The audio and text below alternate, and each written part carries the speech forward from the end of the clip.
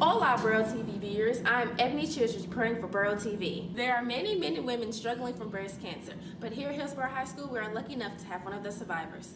What was your reaction when you and your family found out about your diagnosis? I don't think I will ever forget that day in early September 2002 when I learned that I had breast cancer.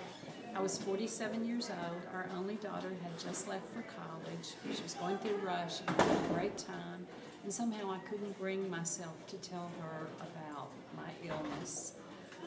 I was devastated when I first received the diagnosis. How did you overcome your challenge of having breast cancer?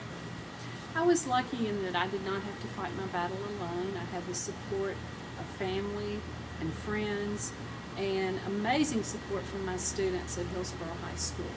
That particular year was the first year that students participated in the Making Strides Walk for breast cancer. And I'm proud to say that over the years, Hillsboro students have raised over $5,000 to support breast cancer research.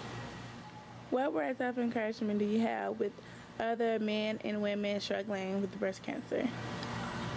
I remember something that my father told me when I was first diagnosed. My father is also a cancer survivor, and he said, Pam, the one thing you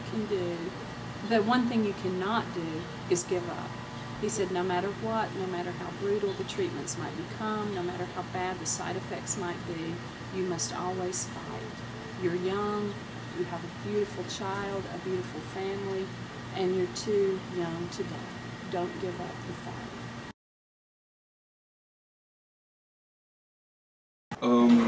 Ms. Richardson, even though I've known her for 3 months, she has been a wonderful teacher towards me, and she has taught me a lot of things. And I think that having breast cancer and her overcoming that, I commend her for that, because that shows that she is a true survivor. So I'm proud of her. Well, I really like Ms. Richardson's class. I would say my best class out of my B days.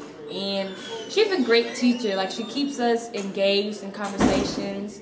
In the last class with our presentations that we did about the last lecture, I really like that because we got to bring a personal aspect into the discussion in class. Ms. Richardson is just a great teacher. I've had her for 2 years now. She's going to be one of the teachers that I do miss when I leave high school and go off into college. And I do hope that one day when I come back to visit, she's still here, still teaching.